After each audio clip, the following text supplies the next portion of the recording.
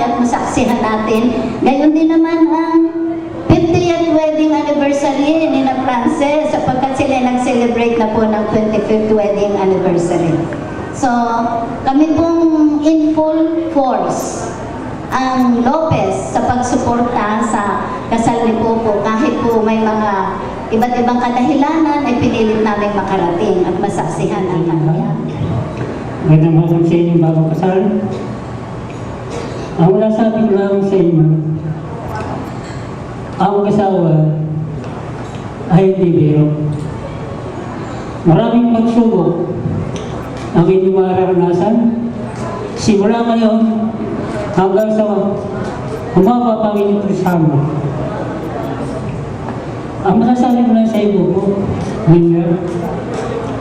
kung sakali man na magkameron kayo ng kaunting alitan o hindi pagkakaunawaan, ito ay gawin ninyo sa magandang pamamaraan na kayo magkakaunawaan.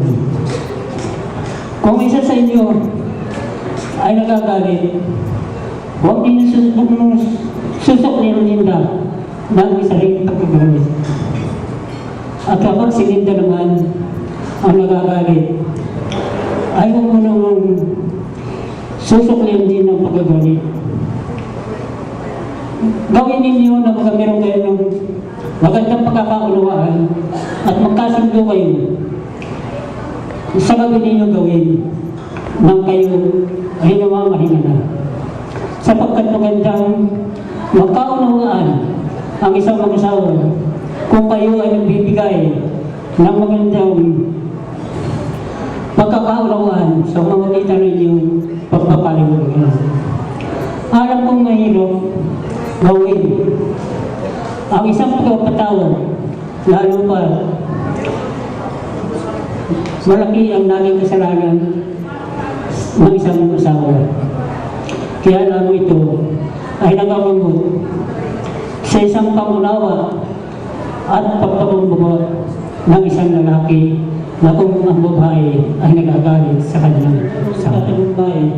Ang isang tunay na pamilya at magkakaroon kayo ng magandang pagkasama habang buhay. Importante nga araw na ito. Kaso, nasabi na lahat ng aking pinakamamahal na asawa. Kaya, ang sa aking hiling na lang, sana madaling panahon magkameron na kayo ng baby kasi hinihintay na ni Tito Francis. Salamat sa inyo. Who added color to make this affair a very successful wedding day. Maraming salamat po sa inyo and may God bless you all. Thank you.